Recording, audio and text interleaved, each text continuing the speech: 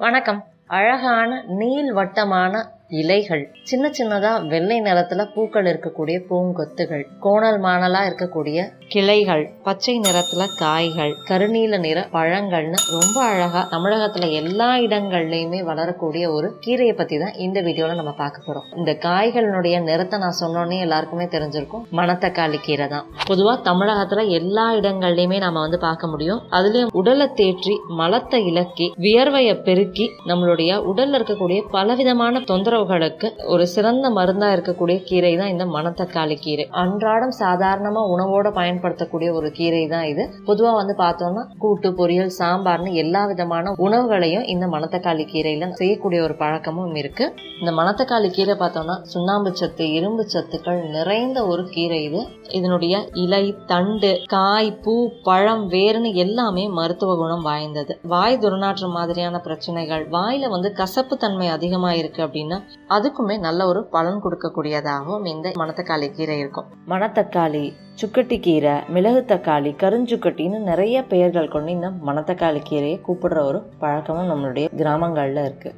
பொதுவாகவே பார்த்தோம்னா வாயில வரக்கூடிய புண்ணு, வயிற்றுல இருக்கக்கூடிய புண்ணுக்கு ஒரு சிறந்த மருந்து அப்படின்றது எல்லாருக்குமே தெரியும். அதாவது வயிற்று புண், அல்சர் மாதிரியான பிரச்சனைகளுக்கு உடனடியா மட்டும் இல்ல, நிரந்தர தீர்வை கொடுக்கக்கூடியதும் இந்த மணத்தக்காளி கீரை தான். ரொம்ப அதிக அளவுல வயிற்றுல புண்ணோ இல்ல வாயில புண்ணோ இருக்கு, அறுவை சிகிச்சை செஞ்சாதான் இது சரியாகும் அப்படின்ற நிலையில இருக்கிறவங்க கூட இந்த மணத்தக்காளி கீரையை தொடர்ந்து சாப்பிடும் பொழுது விரைவாவே முற்றிலும் குணமாறதையும் நம்ம பார்க்க முடியும். தேங்காயும் இந்த மணத்தக்காளி கீரையும் சேர்த்து சமையலாவும் செஞ்சு சாப்பிடலாம். அப்படி இல்லைன்னா பச்சையா ஒரு 4 இலைகளை எடுத்து அதோட பச்சையா தேங்காயையும் வச்சு வாயில நல்லா மென்னு அன்றாடம் காலையில இது மாதிரி சாப்பிடும் பொழுது விரைவாவே பலன் கிடைக்கும். இது மட்டும் இல்லாம ரொம்ப முக்கியமான சில நோய்களுக்கும் நல்ல மருந்தாகவும் இந்த மணத்தக்காளி கீரை இருக்கு. கல்லீரல்ல ஏற்படக்கூடிய வீக்கங்கள், மூலம் சார்ந்த பிரச்சனைகளுக்கு ஒரு சிறந்த மருந்து அப்படின்னா அது இந்த மணத்தக்காளி கீரைன்னே சொல்லலாம். பொதுவா கல்லீரல்ல நிறைய பேருக்கு பிரச்சனை இருக்கும். அதாவது கல்லீரல் வீக்கம் அடைஞ்சிருக்கு அப்படின்னா அவங்க ஒரு 200 ml மணத்தக்காளி கீரையினுடைய இலைச்சாரை காலையில மட்டும்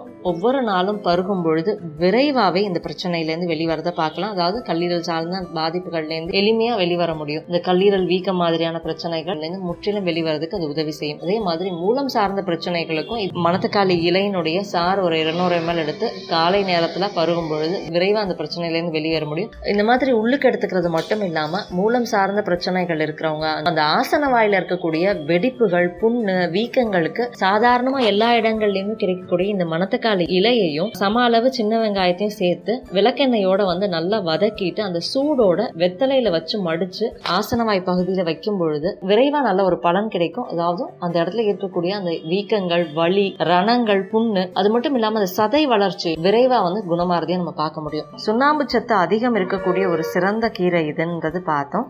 மூட்டு சார்ந்த பிரச்சனைகள், மூட்டு வலி, அடிவயிற்று வலி, அப்படி இல்லைன்னா அழுகக்கூடிய நிலையில இருக்கக்கூடிய புண்ணுக்கெல்லாம் ஒரு நல்ல ஒரு மருந்தாகவும் இந்த மணத்தக்காளி இலைகள் இருக்கு. இந்த மணத்தக்காளி இலையை நல்லா அரைச்சிட்டு அந்த புண்கள் மேல தடவலாம். அப்படி இல்லைன்னா மூட்டு வலி இருக்கக்கூடிய இடங்கள்ல ஒரு 10 நம்ம போடும் பொழுது விரைவா அந்த மூட்டு வலியில இருந்து வெளிவரலாம். தோல் சார்ந்த நோய்களுக்கும் இந்த இலையினுடைய இந்த பற்று நம்ம போடலாம். அதே மாதிரி இந்த காய், இந்த மணத்தக்காளி கீரையினுடைய காய்களை அரைச்சு நம்ம படர்தாமரை இருக்கக்கூடிய இடங்கள்ல பூசும் பொழுது விரைவா நல்ல ஒரு பலன் கிடைக்கும். வாரத்துக்கு 2 to 3 நாட்கள் இந்த மணத்தக்காளி கீரையை நம்ம சாப்பிடும் பொழுது உடல்ல ஏற்பட்டிருக்கக்கூடிய நச்சுக்களை எளிமையா வெளியேற்றதுக்கு அது உதவி செய்யுது. அதே மாதிரி நம்மளுடைய உடலினுடைய ராஜ உறுப்பான கல்லீரனுடைய ஆரோக்கியத்திற்கு பக்கபலமா இருக்கக்கூடியதாகவும் இருக்கிறதுனால உடல் ஆரோக்கியம் மட்டும் இல்லாம என்னைக்குமே இளமையாவும் நம்ம இருக்கிறதுக்கு இந்த கீரை நமக்கு பெரிய அளவுல உதவி செய்யுது. மணத்தக்காளி கீரையை பத்தி நிறைய விஷயங்கள் பார்த்து பயன்படுத்த தொடங்குவோம். இந்த வீடியோ பயனுள்ளதா இருந்ததுன்னா லைக் பண்ணுங்க, மத்தவங்க ஷேர் பண்ணுங்க. நம்ம சேனலுக்கு இன்னும் சப்ஸ்கிரைப் பண்ணலாம், சப்ஸ்கிரைப் பண்ணிக்கோங்க. பக்கத்துல இருக்கக்கூடிய அந்த நோட்டிபிகேஷன் பெல் பட்டனை கிளிக் பண்ணிக்கோங்க.